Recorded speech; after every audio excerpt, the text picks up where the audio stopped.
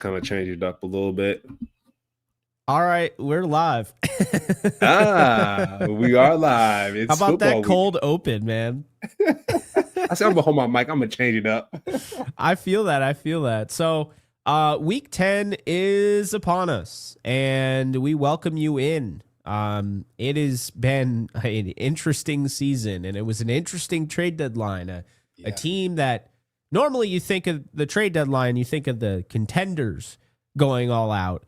But we actually saw a pretender, or even if you could call them that, go out. Jerry Jones and the Cowboys acquired Quinnen Williams and Logan Wilson, giving up first-round picks, second-round picks. I'm not really sure what they were about, but Cam, how was your week? And I mean, man, I'm excited to dive into all this. Yeah, the week was great. Like you mentioned, the trade deadline was on yesterday, essentially.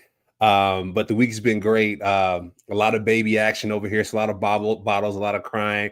But football outside of that, of course, I got my Dodgers shirt on. You know what I mean? I know you're a Yankees guy. We talk about this every show, but I had to put my Shohei Ohtani shirt on to celebrate the dub. But it's been a great week. And you discussed Jerry Jones trading a lot of pieces, getting that defensive line taken care of. I think he's overcompensating for the Michael Parsons trade. You know, people are pissed. So he's like, yo, let me get Logan, let me get Quinnen, and let's get this defensive line humming.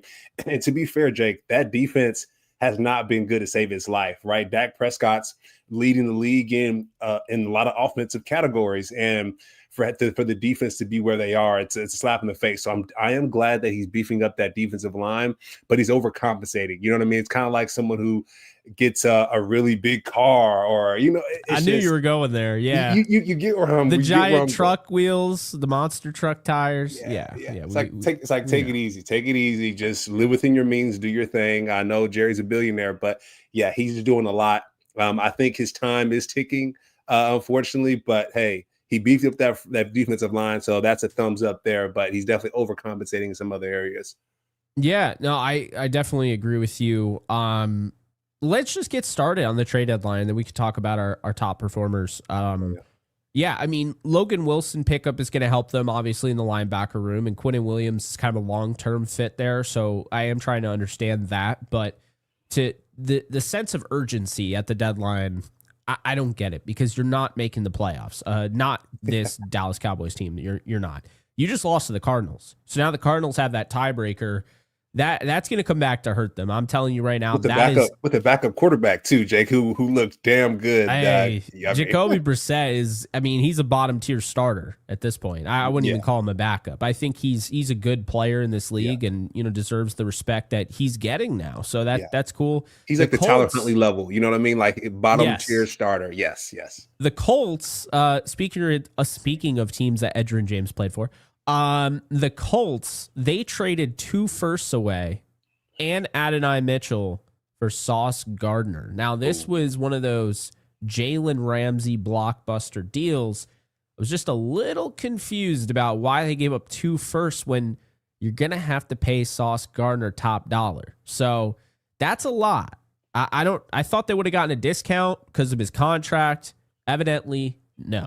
They're trying to win right now. They're trying to win right now, Jake. They're trying to get Daniel Jones that football back. I mean, he threw, I think, 3 interceptions the most recent game against the Falcons. He struggled a little bit. So let's get somebody on the other side to kind of help him out a little bit, get the football back so he can make big plays for Lou Anarumo. I mean, that's a great defensive coordinator to play for Sauce Gardner.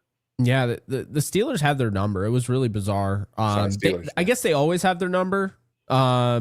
I mean, that's from my friend Evan, who's a Colts fan. He just texted me and he's like, man, the Steelers always have her number. So I don't know, but they got the Falcons this week, Cam. So you were almost right there. Yeah, a little head there. Yeah. But I got you. Eagles send a 3rd round pick for Jalen Phillips from the Dolphins. I don't understand why teams are obsessed with making the defending champions a better team, but better defenders. Like, come on, dog. Like, they're blocking field goals against the Rams. Like, they're just doing insane stuff. Like, why give them more ammo, family? Like, what are we doing? The Jets gave Michael Carter. I mean, yeah, there's just all sorts of stuff going on. They also got Jair Alexander for some soap and potatoes. I don't really know what we're doing over there. Like Jair, like, come on, I know he's on the other side of his career a little bit, but it's a top tier quarterback. Come on, dog. Like, you're just giving them From a team everything. like the Ravens too, Cam. Like I think the Ravens are winning that division. I don't think it's going to even be a worry. I think they might win out. Lamar is back, Jake. They look really good. Isaiah Likely is back. That team is Yeah. looking solid. It's look. I mean, Derrick Henry's running the ball well. It's all good at the Ravens on the at the flock. Yeah, and say what you will. I mean, defense gets a lot of flack for giving up all that, all those points to the Texans, but lately that defense has looked really good. And Shut down Miami. yeah, so say what you will, but they are adding to that defense. They're going out and getting Draymond Jones. I like this pickup. He's like versatile, defensive lineman, can use him. He could play inside, he could play outside, be an edge defender. I like him a lot. I think he's a really solid player. Yeah. And this is the type of guy the Titans need to move, because why would you have somebody like this? And I think that's the point too, Jake, where you look at the Jets, you look at some of these teams that are struggling. I think they're giving the players away to the good teams, but it seems like they're doing a solid for the players. Like Jalen Phillips, like he's been struggling at the Dolphins. So, hey, go ahead and you've been doing great for the NFL. Let me get you on a team that you can actually go win at. Even Sauce Gardner, Jake. I mean, he's not only is he great on the field, but also off the field, dating Ice Spice. Like, he brings a lot to the table. So give the man what he deserves, a possible championship team in the Colts. So I'm just seeing that these trades may not make sense financially, like you mentioned, for first rounders and whatnot, but I think they're doing right by the players in the game of football in general. Jacoby Myers to the Jaguars. I got nothing.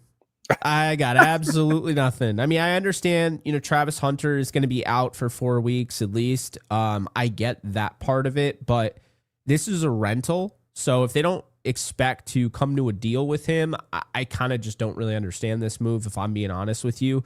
I think the Raiders, made out well in this one, even though that they were so firm on a day 2 pick. They were like, yeah, 4th and a 6th is fun. So isn't it funny? Yeah. But Cam, this was a seller's market at the end of the day. That's really what this was. So I thought the best trade by far was Seattle going out, spending a 4th and a 5th to get Rashid Shaheed, because we talked about this off air. What this does is now Jackson Smith and Jigba you can use interchangeably, which that's the great thing about him. Rashid Shaheed is now another weapon that can go vertically. And now by having him, it's going to force defenses that, you want to obsess over our run game. Well, now you're going to have to play cover 2. And now you're going to give us a lighter box. Now you can't stop our run game. And I think in a lot of respects, that's what teams have been doing. And they've still had they've struggled a bit. But even when like Washington was trying to just sell out and stop Kenneth Walker, stop Zach Charbonnet, you saw them playing bump and run. I mean, even Cody White is toasting you. You know what I mean? Like Cody White's barely plays.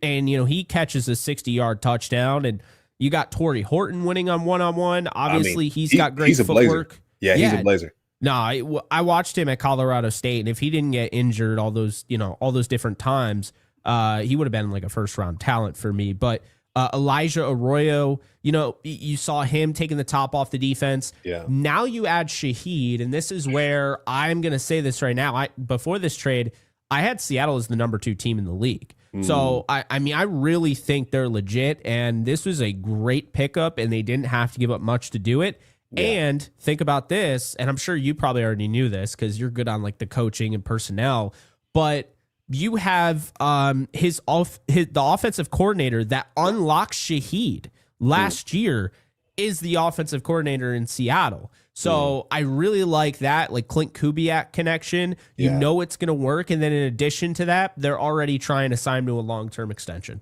Jake, is he going to wear number 22 still? That's my question. It's pretty ugly, man. It's pretty ugly. I know, and I'm just let's not forget about Cooper Kupp as well. I know Cooper Kupp is going through injury. He's going through up and down year, whatever that looks like. But that Seattle offense looks dangerous. Shaheed. I mean, you have Alvin Kamara on that Saints offense. You have Chris Olave, but Shaheed was easily the number 2 to number 3 option on that team with a possible Hall of Famer now, Alvin Kamara and Chris Olave. Just the way he's what he's bringing to the game of football. But Shaheed to the Seattle Seahawks and makes him that much more dangerous.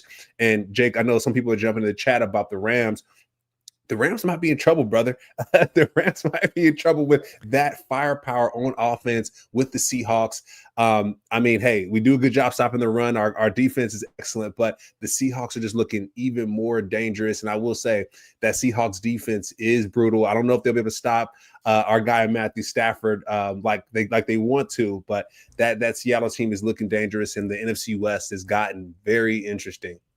Yeah, no, it definitely has. And I think, it's a 3-team race right now. I wouldn't be surprised if Arizona continues. Now that they have admitted that Jacoby Brissett is their starting quarterback, I wouldn't be surprised if they continue and get on a little bit of a run. Not this week, because I do think they're going to lose to the Seahawks, spoiler alert. But, I do think that's a team to look out for. Now, we move on to top performers. We can do a quick recap, but obviously, man, we definitely need to get going here because we got a lot to cover. Yeah. So I only had Aiden Hutchinson versus the Vikings. He was stellar, which isn't a shock, although they lost. But I mean, Patrick Mahomes was dog water. Who was the other one that I had? Dog water, Jake. It was bad. It was Travion Henderson didn't even get his touchdown. They gave it to Terrell Jennings. And then, oh, by the way, I jinxed Travis Hunter so much he went on IR literally right after we talked about it. He gets hurt in practice. So I felt awful for him. Yeah. I was so excited for him to get that opportunity. He had a juicy matchup last week, and it just, yeah, and he was doing decent right against the Rams. He did decent over in London. He's starting to build some momentum, and then unfortunately drops off. But Jake, what I will say is sometimes a break allows you to fill your cup up, right? He went second overall. There's a lot going on for him. So getting some time to just rest and reflect and prepare for hopefully the postseason. We'll see, but I don't know with the Jaguars. Who knows if they'll make the playoffs? But Jake, I had Lamar Jackson. I mean, came back and looked like Superman, my guy. Of course he went against the Dolphins, but 4 touchdowns right away was pretty impressive. 18 for 23, 4 touchdowns, like I mentioned, and he had 5 or fewer incompletions. So, can he sneak back up into the MVP race? I don't know, but he's been out for 3 or so weeks. Yeah, bro, he's just looking dynamic. Like you said, that defense is clicking a little bit more. I also have down here Roquan Smith. He's tallying 12 or so tackles per game. He's everywhere. I mean, I was watching the film against the Dolphins. He is literally everywhere, and they have someone now from the trade deadline to stop up that middle, which is really great for him. But I have Lamar, and I had Lamar last week, and I have Roquan this week, Jake, as my top performer. No, I like that. My top performers, I got Jackson Dart at quarterback versus the Bears. I mean, the Bears are just not doing a great job with mobile quarterbacks. I mean, they just gave up over 40 points to Joe Flacco. He's 40 years old. Remind you, he's 40 years old, and Joe Flacco looks great. So the Bears are a juicy matchup for a young quarterback that is going to use his mobility. I think he's going to have himself a good game. Quinshawn Jenkins against the decrepit Jets, who just traded away all those players. I mean, everybody. It's not going to be a fun day for the Jets. I expect Quinshawn Jenkins. Yeah, he's back too. He was injured, so now he gets to come back, and this is a juicy matchup. Love that. Then I got Amon-Ra St. Brown against the Commanders again.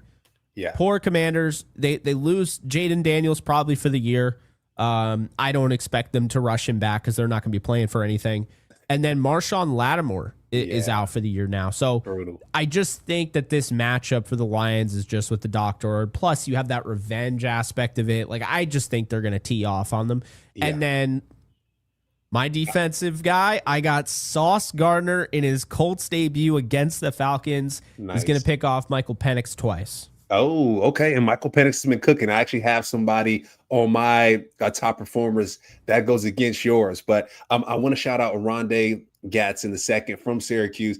I mean, I feel like, Jake, he should probably be on here every week, just the way he's heating up. He's getting a heat check as a rookie. He had the most receptions last week, 5 out of 5 for about 60 or so yards. It's the second time he's done it. And Jake, he might be the most reliable receiver, a pass catcher on that team. And that's a lot to say with Keenan Allen, Ladd McConkey, Quentin Johnson. That's a lot to say, but he's always open. he's always open, my guy, and he's 7-Eleven out here. You know what I mean? So I gotta Yeah. go check. I gotta go check him out. I know he's a Charger. You know, we're Rams folks, but he's out here in LA, and I gotta go show him some love at some point and go support him. But going to your other pick about Amon-Ra St. Brown going against the Commanders, I had Jared Goff this week, Jake.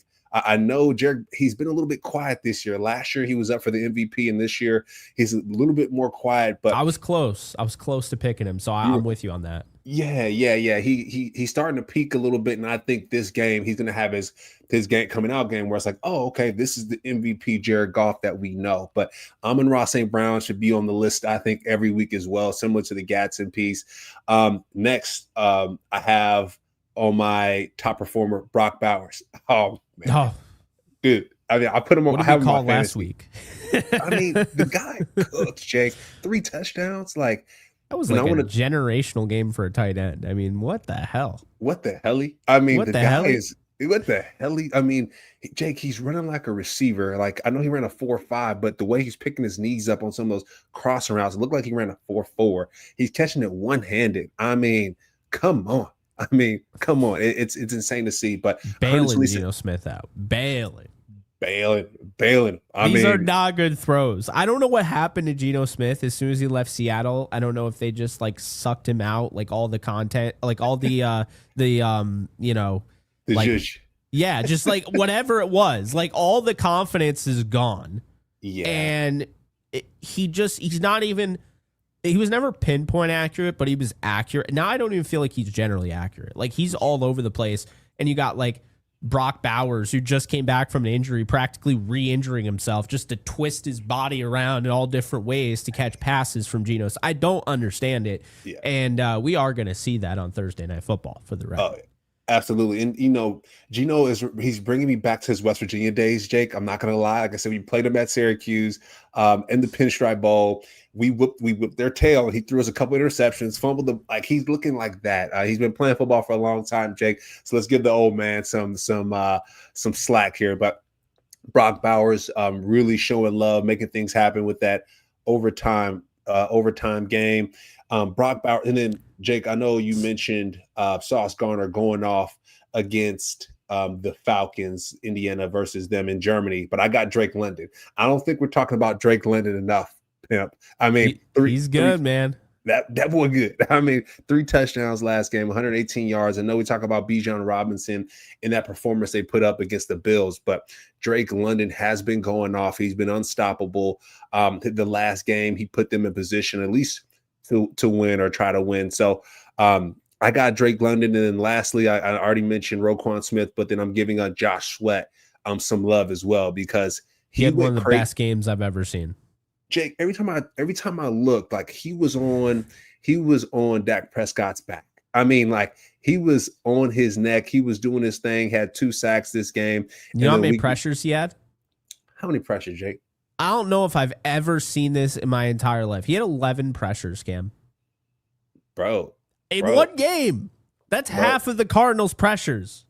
And like how many probably have like what 70 or 60 snaps, and like that's pretty damn good if you're pressuring a quarterback that many times. So he's a closer, man. I loved him at Florida State. Yeah. That was my guy. Florida State puts out some great players. I'm not going to lie, Jake. You think about the Jared Verse and Braden Fisk. I mean, Jalen Ramsey. We can keep going down the list. That might be like defense U. You know what I mean? I know we talk about Ohio State being wide receiver U, but Florida State might be defense U because they put out some ballers, brother. But that's my list of top performers. Josh Sweat finishing that off. I love it. So let's get on to the primetime games. We got the Raiders and Broncos on Thursday night. Cam, the Broncos are going to advance to what? Is this 8-2 now? It is. Yeah. 8-2. The Denver Broncos, they're going to beat the Raiders, and it's in Denver, of course. So I'm going to go 27-14. I just don't trust Geno Smith at all. So I'm sure our guy Brock Bowers is going to catch one of those tutties, but this is going to be a Broncos domination. And without Pat Surtain, games like this are going to get them quicker to when he comes back, right? Like when you're able to go up against, a Raiders team or a Texans team and you get lucky that, CJ Stroud gets knocked out. So you're practically playing against Davis Mills for an entire half. It's like, this is the easiest way to get to where you want to go. And, Pat Surtain, when he comes back, and if they don't lose any games, they're going to be in really good shape. Really good shape. I totally agree, Jake. For this game, I got it. They lost a tough one against the Jags. So for this one, I'm going to make it a little bit closer. Broncos 27, Raiders 20. Ashton Genty, I want him to have another 2-touchdown game. And then even or Brock Bowers, right? Whatever way you want to cut it. One of those guys going off. Let's not forget Tucker as well. He's a threat for that offense. And then one thing I didn't realize, Jake, Raheem Mostert returning kicks for the Raiders. He's dynamic. He's a factor, brother. I mean, he's getting the ball past the 50-yard line each time, and it's been nice to see. But I do have the Broncos getting the dub. Cortland Sutton. I mean, some of these guys, Dobbins, these guys are really going off. And Harvey, I just can't say enough about Harvey. The way he's catching the ball out of the backfield, he's become a big threat. A big receiver, 5 for 5 for 51 yards. Really dangerous. Bo Nix, dangerous with his legs too. But I got the Raiders. I got the Raiders losing this one by 7 points to the Broncos.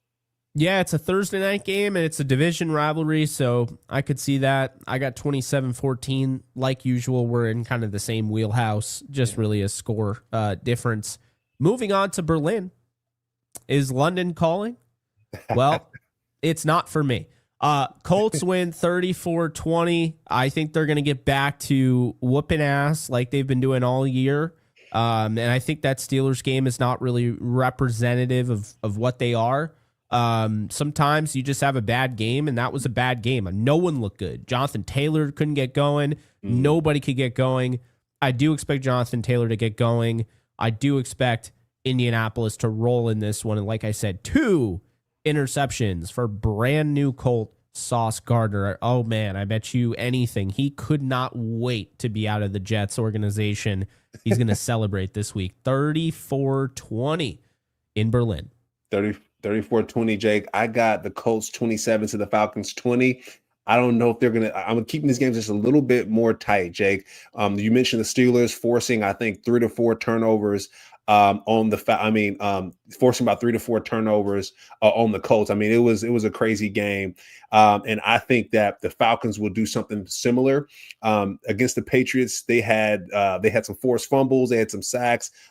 Bates had an interception. So I can see some of that happening in this game, but Drake London went off for 3 touchdowns. And I think he'll go off this game as well against that Colts defense. I know they have Sauce Gardner to lock him up, but Sauce has to, understand the plays and what does that look like? So I can see Drake London be on the right side, Bijan Robinson being offset on the right side as well, and then running some type of FNX concept where Drake goes inside and Bijan goes around him and scores a touchdown. So it'll be a close one, I think, but the Colts will win this one. Hopefully my guy Zaire Franklin goes off, and that Colts defensive line has been looking really good.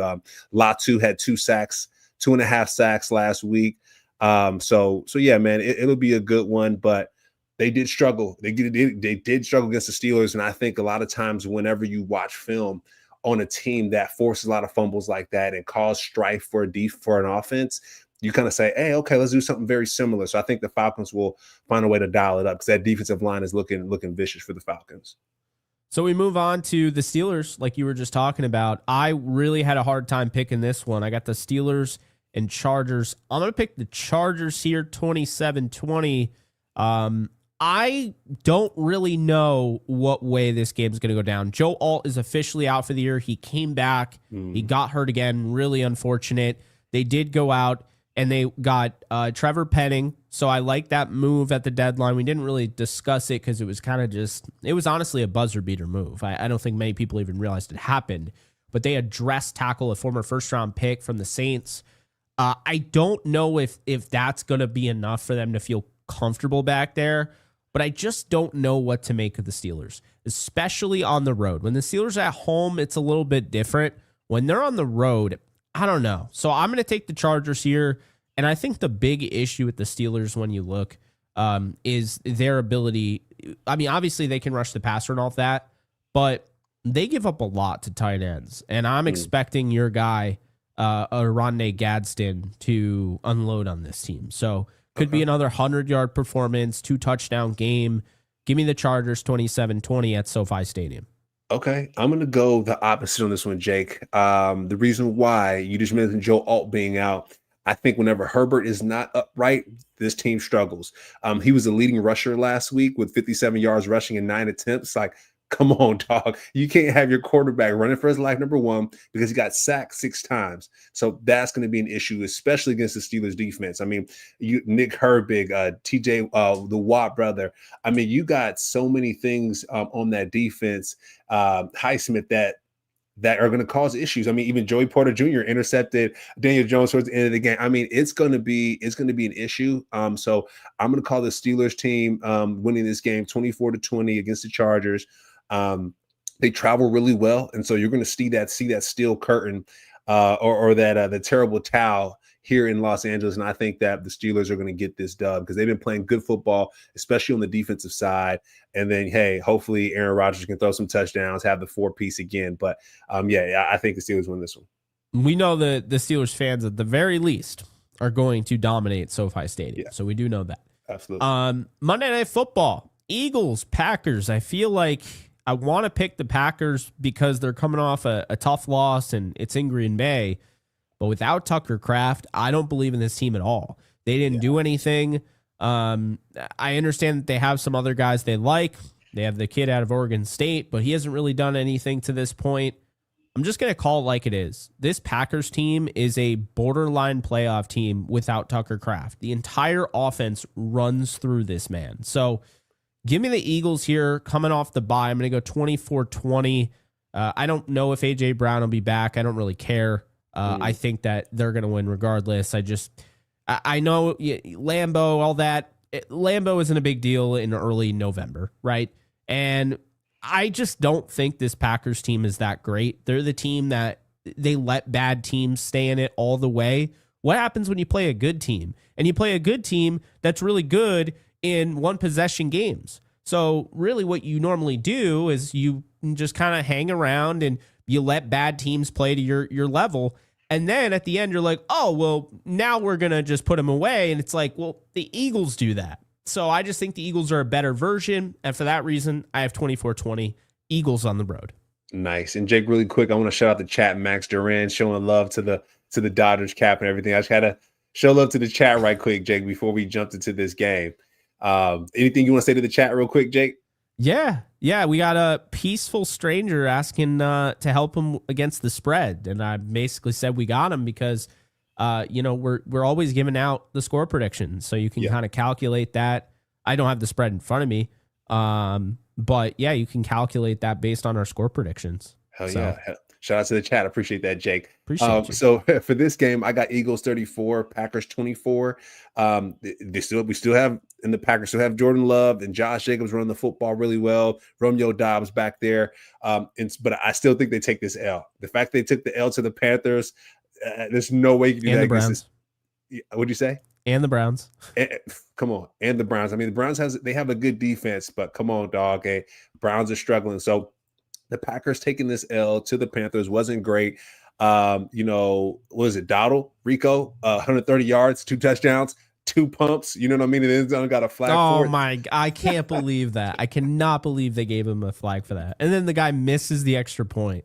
I mean, bro, brutal. But hey, I mean, that team is looking a bit stronger, Jake. I remember at the beginning of the year, we were worried about the Panthers. We were like, are these guys going to get out of the slump? And thankfully, they're starting to. They beat a decent team in the Packers. And I think the Eagles, playing against the Eagles, they have no chance. Michael Carter II, he's there. Jair Alexander, Jalen Phillips. I mean, these guys are stacking up. And I know Saquon might be hurt. A.J. Brown might be out. It doesn't matter, right? They still got. Doesn't matter what you think. It doesn't matter what you think. They still got Devontae. They still have Dallas Goedert. They still have some guys, and the offensive line is always strong as well. But I got this Eagles teams winning 34 to the Packers 24. I like it. I think yours is probably closer to what will actually happen. I might have it too close, but we move on to the premier games. And when we say premier games, these are the best games of the week. The games we should be talking about, not the games that we should be throwing away. So that said, the headliner premier game, it's the 6-2 Los Angeles Rams taking on the 6-3 49ers. Ooh.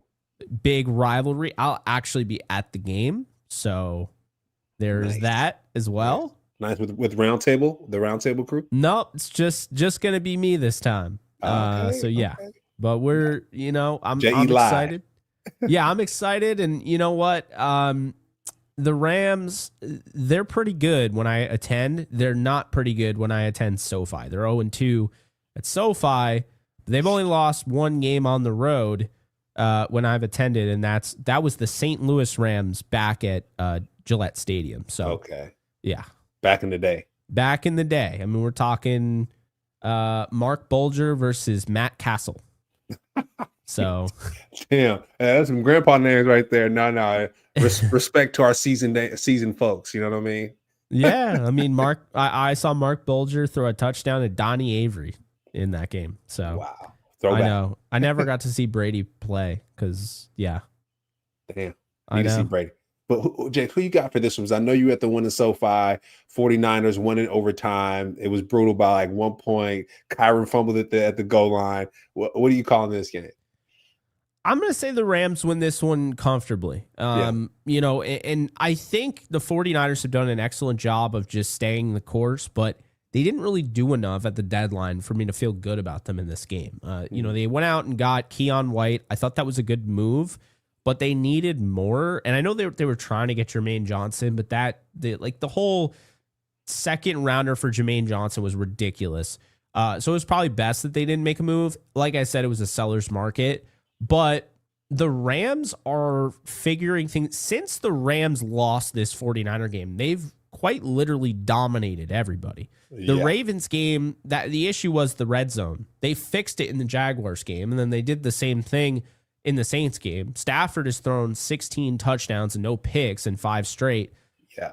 I just feel like right now, back when you watch that 49er game, Stafford wasn't on the same page with Devontae Adams. Yeah. And now you're starting to see that. And now you have Kyron and you have Puka Nakua and you got a dominant defense. And our tight ends, Jake. We got 3 tight ends that we're throwing the ball to. The tight ends, exactly. They're playing more 13 personnel. It's a completely different offense than the one that they saw last time at SoFi Stadium. So I just think right now for the 49ers, what you have to do is you have to get to Stafford. They're not causing enough pressure up front. Their offensive line has played better as of late. They were really good against the Giants, I thought. But that said, I'm going to take the Rams 31-19. I think that they're just the better team.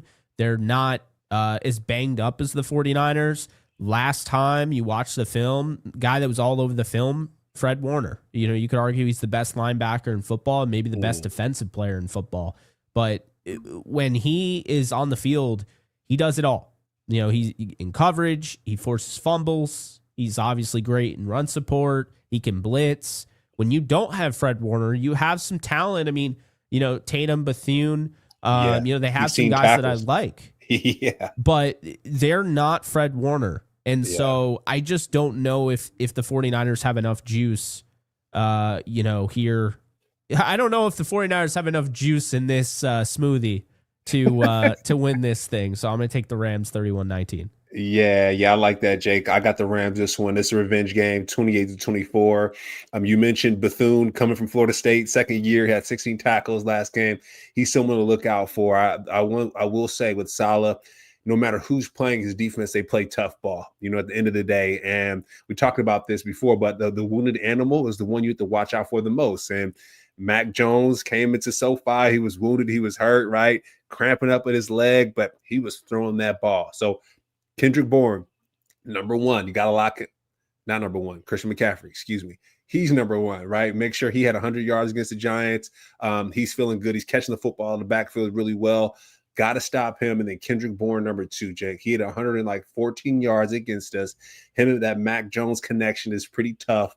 But what I will say, though, is Brock Purdy might come back for this game, so that's another wrinkle to think about. But at the end of the day, if we have Puka Nakua healthy, we're getting Puka the ball more than Devontae, Jake. I realize that you got to give Puka the ball just a little bit more than Devontae.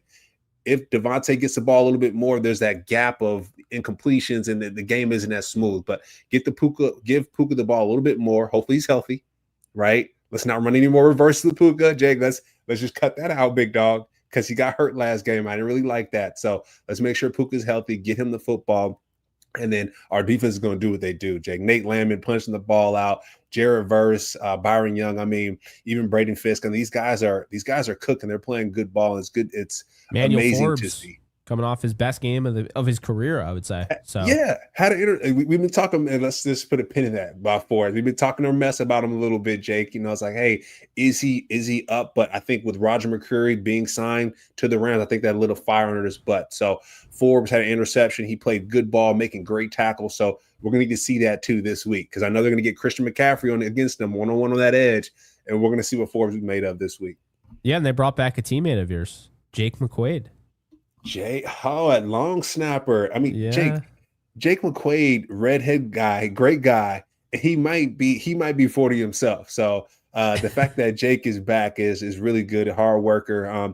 Real quick story. Anytime that the long snappers, they get ready for the like practices and stuff, they warm up with the linebacker. So he does the linebacker drill. So Jake is a tough brother there.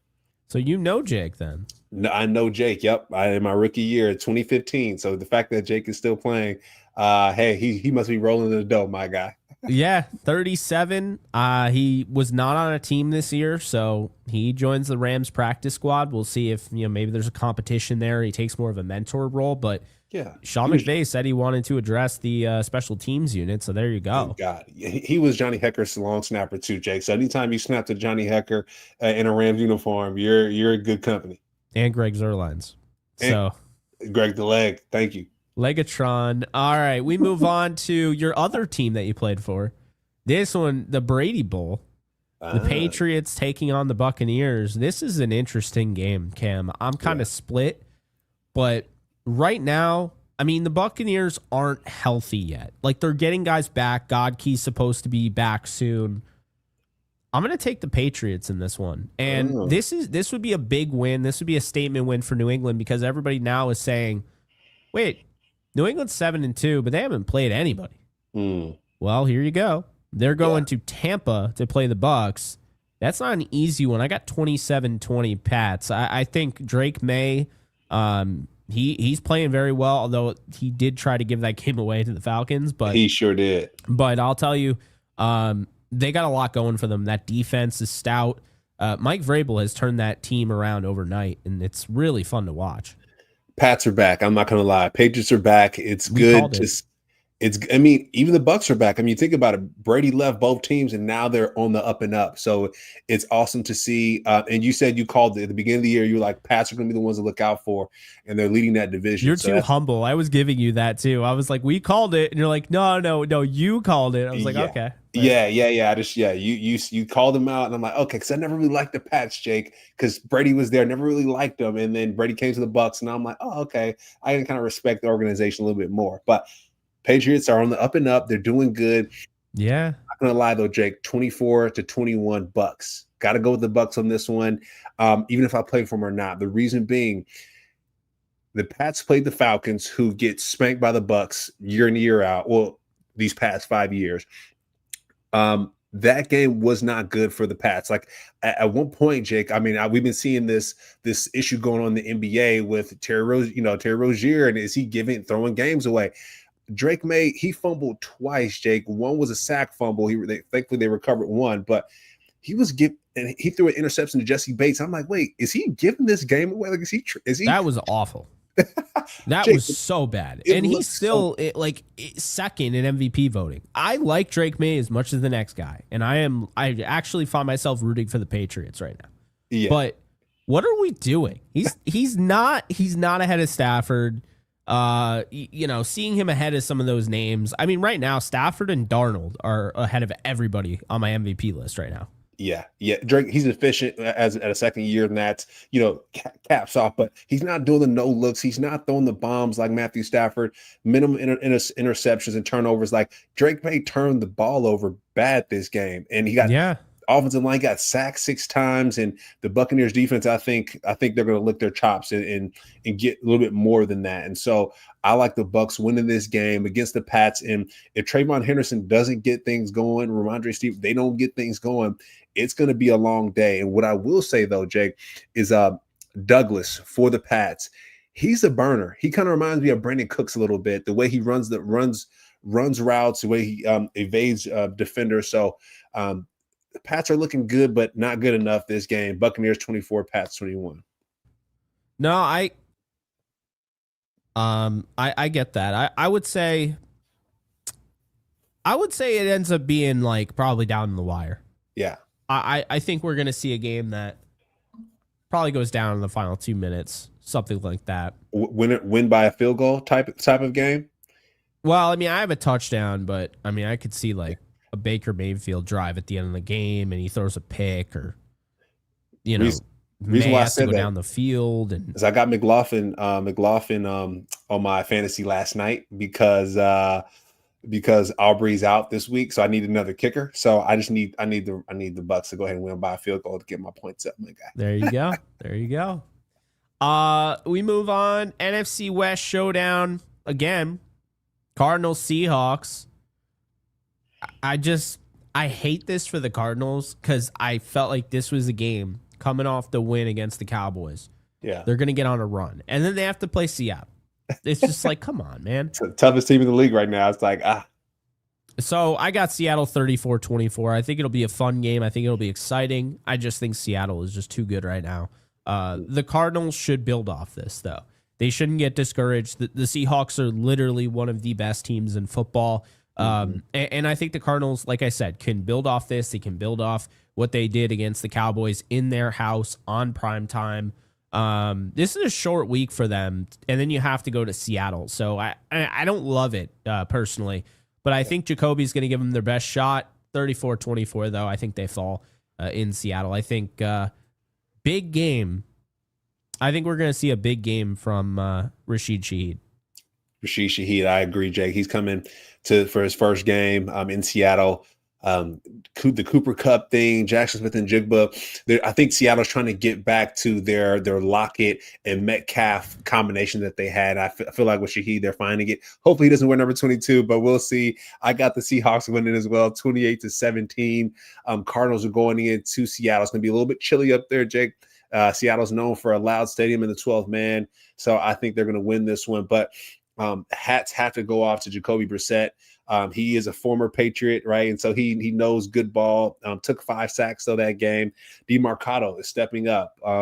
14 for 79. Marvin Harrison Jr. had his best game against the Cowboys, Jake. Finally, 7 for 10 for 96 yards. So hell yeah. He won't have that. I don't think this week. Trey McBride going off for 5 for 9 for 55, but I don't think he'll have as good of a game this week because I don't think Jacoby Brissett's going to have enough time to throw the ball because Seahawks, they hum on defense. They make things happen. One interesting thing, by the way, I just remembered. Ernest Jones is going to miss this game. Ernest Jones is out. So I do think you get a Trey McBride type of performance. Okay. I don't know if you get a Marvin Harrison Jr. type of performance. So I'm looking at Trey McBride. I'm looking at Zay Jones. I'm looking at like kind of those guys, like a Michael Wilson. And then let's see, can Amari DeMarcado do what he did this past week? Like, yeah, because he looked good. Like, it wasn't really a Bam Knight type of night. But, I think that you have some weapons there where, yeah. And then you have Jacoby Brissett, who he's just been accurate, man. He's been smart in the pocket. They need to just have a guy that can manage the game because their defense is starting to find their way. We talked about that with Josh Sweat. Yeah, Josh Sweat, he was our top performer, but, 2 sacks, 2 TFLs, him and Calais Campbell. I mean, we talk about our seasoned veterans. Calais Campbell, he might be 37, 39 himself, but he had 2 sacks that game as well. The defense is cooking. I mean, so it was Baker, Wilson, Williams, and Simon. They all had forced fumbles. They are turning them, and it reminds me of the Steelers. The Steelers, they force turnovers, and the Cardinals are doing something similar. So, I think the Steelers had like a 5 turnover game most recently, and then a couple of weeks ago they had another 5 turnover game. And so the Cardinals putting on a performance against the Cowboys, Jake. And I have Dak on my fantasy, and I need him to get to like 22 points. And it just wasn't there because the Cardinals were suffocating, but not suffocating enough this week against Sam Darnold. He threw for 330 yards last week. He threw a pick, but I don't think he'll have. Sam Darnold won't throw for as much this week, but I think they'll still get the W, 28-17, Seattle over the Cardinals. Now, really interesting game, the Ravens and Vikings. The Vikings, like, you throw them away and then they're back. Like, oh, yeah, J.J. McCarthy. They're going to go into Ford Field and they're going to knock off the Lions. Like, who would have thought? But here we are. Kevin O'Connell, you doubt him, and he just comes back and he says, you still doubting me? Vikings had a huge win, and then the Ravens dominated a bad Dolphins team. But that Ravens offense was clicking with Lamar, and he barely ran the football. And that defense, I keep saying, oh, they haven't played anybody. Well, look at what they did against the Rams. They were really dominant in the red zone. I think the defense figured it out. Remember, they traded for Alohi Gilman. They traded Odafe away, and he's playing well with the Chargers. But Gilman is actually, he's been a huge contributor. Plus, that game that everyone keeps looking at against the Texans, they didn't have Kyle Hamilton or Marlon Humphrey. So I feel like there's a lot of context that kind of gets lost in translation. And the reality is the Ravens are healthier and they're just a better football team, and they're about to take the AFC North by storm. So I'm going to take the Ravens in this one on the road in Minnesota, one of the best stadiums in the league. I can't wait to someday go there. 28-25. I think Lamar Jackson is going to, he's going to be the perfect equalizer because you know you're going to get from Brian Flores, you're going to get the pressure. You're going to get those, those different blitzes and those simulated pressures. You're going to see that. But Lamar Jackson is going to be able to use his legs this week. I think they kind of told him Thursday night against the Dolphins, don't use your legs. He's going to use it this week. I think he goes off this week, and the Ravens win 28-25. I like it, Jake. My score was very close to that. Ravens 24, Ravens 27, Vikings 24. I'm sorry, Miss Jackson. Woo! Lamar is back. He's my top performer for this week, Jake. Like Tyler Huntley kept the seat warm for him, thankfully, and he has the offense clicking. Derrick Henry's running the football really well, ran for 100 and something yards. And one thing I will say, Jake, Isaiah Likely is back. David Andrews did have 2 touchdowns in the red zone, so he's starting to pick things up a little bit, which is great. But Isaiah Likely being back, I think he's really the dark horse of that offense. It wouldn't be nice to see Zay Flowers touch the end zone a little bit. DeAndre Hopkins touch the end zone a little bit, but that offense is moving along nicely. And then we go to the Viking side. J.J. McCarthy, I know you were like, hey, I have no faith in the guy. He took 5 sacks last week, but he found a way to win the football game, right? Carson Wentz went down a few weeks ago. He's been battling some injuries. So McCarthy is back now, making things tough, happen. Man. That's one thing. You can't question JJ's toughness. Yeah. Him, and I'll throw Mac Jones in there. Mac Jones, JJ McCarthy, I think they show me toughness from the quarterback position. They show me some tough shit this week, this year, and you gotta tip your hat off to those guys because they're taking shotgun shells to the chest and they're getting up every time. It's wild to the chest, brother, and they're just getting up like the Undertaker. You know what I mean? making things happen. One thing I will say though, Justin Jefferson had a nasty one-headed catch for a touchdown, and I think we'll probably see something like that cool again this week. But I have this game, the Ravens balling out. I know the pressure is going to be coming. I know Flores is going to be sending that blitz, but I think they'll be just fine this game, and the Ravens run away with it again, and Derrick Henry runs for another 100 yards. Yeah. No, I mean, I just think that the Ravens are in a great spot, and they're going to be a fun team to watch because everybody said their season was over after they lost to the Bills, and it felt that way. But you know what Lamar Jackson did? He said, put his foot down. He said, no more toys, okay? Yeah. No more game consoles. We're working here. And that is the leader and the MVP that Lamar Jackson is, 3-time MVP for a reason. Yeah. So he's sick and tired of the shit. You know what I mean? I feel he wants to win. How can you dislike Lamar Jackson? All this dude wants is to win a Super Bowl, and you can tell. Yeah. So Mark Andrews, please catch the football when he throws it to you and you're in the end zone. Like, catch the ball, do what you're supposed to do. Hell yeah. The guy can ball.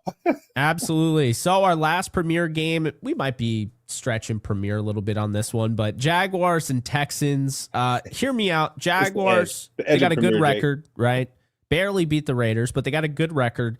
And the Texans, is CJ Stroud going to play? Is he not going to play? I'm going to say regardless if he plays or not, that defense is so suffocating. I just think the world of DeMeco Ryans. He has just absolutely created a Super Bowl defense. I feel like I'm watching the 2020 Rams because the offense was anemic. They had weapons, but the quarterback wasn't doing the job.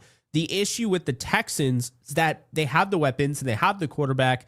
They don't have the offensive line. So I'm going to say the Texans eke out a 20-13 ugly win. Probably shouldn't even be a premier game, but we're doing it anyway. 20-13 Houston Texans. Okay. Yeah, I like this one, Jake. Texans 17, Jaguars 13. I would love to see the run Same game. Vibes. Yeah. Same vibes. Really ugly game, really close game. But I want to see the running game increase for the Texans. It's not where I thought it was going to be with Chubb. I thought we're going to see like the 100-yard games like Rico Dowdle's doing. Like I thought that's going to be for the Texans, and I would like to see that increase a little bit more. Would you say the chain mover Dalton Schultz? He's doing a good. I mean, he was the leading receiver, 6 for 8 for 77 yards. I mean, come on, he's doing his thing. But Nico Collins is going to pop out and make things happen. But I got the Texans winning this one, like you mentioned. It's all about the defense, right? You pack your defense, you pack your special teams, and everything else will work itself out. But we're gonna need the that running game to increase. And then really quick, I want to shout out to the special teams though, but Cam Little, my guy, with the longest field goal in NFL history, 68 Something's yards. in the water, man. Something's in the water. So or something's in the footballs. But hey, congratulations. Absolutely drilled it. And they don't win that game without it. So It wasn't just a novelty field goal. I mean, they literally do not win that game without it. Got to give them credit there. All right. Now we got the rest of the games. So we'll whip right through these. Yeah. Respectfully. We got the Bears. We got the Giants. I'm going to take the Bears. I think Jackson Dart is going to have a good game in this one, but I think the Bears are going to be too much. And look out. I'm actually going to say this right now. Kyle Monangai takes over the starting running back role this week. I think we saw what he did against the Bengals and said, look, DeAndre Swift's a good player. I think Monangai's a better runner. I do. And I just think he fits that offense a little bit more. So I think Monangai goes over 100 yards. I think the Bears win 28-24. Okay, I'm going to get the Bears 20 to the Giants 17 on this one. I know Colston Loveland, he popped out this past week in week 9 and had some big catches. Cole Kmet's out, so he stepped up, next man up, and he did his thing. Yeah, no, that was huge. And then we move on to the Lions and Commanders. And I mean, this game, I know NFL scheduling was like, yeah, this is going to be a banger. Like maybe this should have been on primetime. Yeah, no. Lions want revenge on the Commanders. Commanders beat them in the NFC title game. NFC divisional round. And I think the Lions are just going to tee off on this team. I don't know what's going on.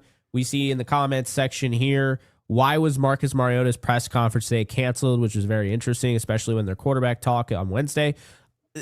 I have no idea what's going on with Washington. I feel for their fans. Such a tease last year was. I do think they have legit talent, but this year they just cannot stay healthy. Oh, man, the brutality. I'm going to say the team that likes to run up the score runs up the score 38-14. Pretty much the same score they just had against the Seahawks. I'm going to take the Lions in that one. Yeah, I got Lions 31 to the Commanders 16 on this one, Jake.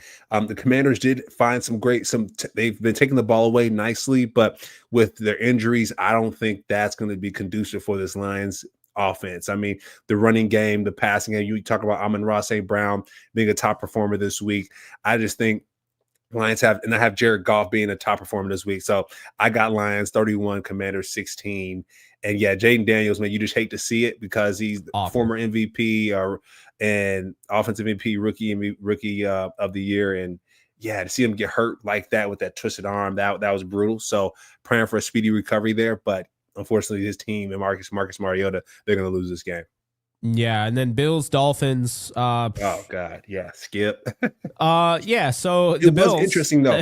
Their Thursday night game was interesting a few weeks ago, Jake. I actually want to call that out. It was actually pretty good. No, you're definitely right on that one. I'm gonna take the Bills though, 30-10.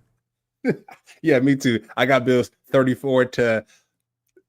I'm not going to disrespect them. 34 to 17. I think if Tua he has They don't have Thursday night anymore, Cam. So you don't have that like, oh well, maybe you could catch it by surprise. No. Yeah.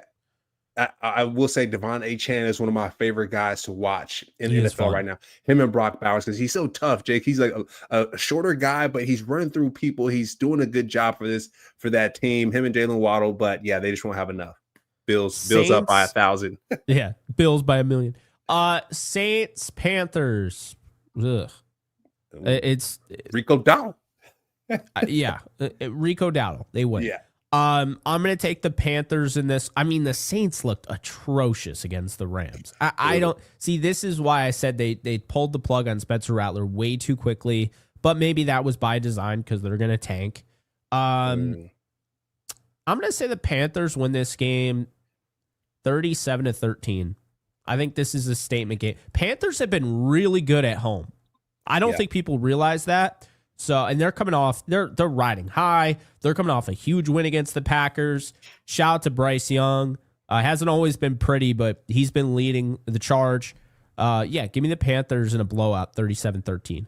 Yeah, I got the Panthers on this one, 34-10, maybe, Jake. The only reason why the Saints scored against was the Rams because they took away Byron Young's sack because it was a helmet to helmet, and I think that was BS. His 10th sack of the year. He had a sack every game. They took it away and they threw it to Juwan Johnson after that for a touchdown. So I'm gonna go 34-10. Panthers NFC South battle. Panthers are riding high finally because we've been talking.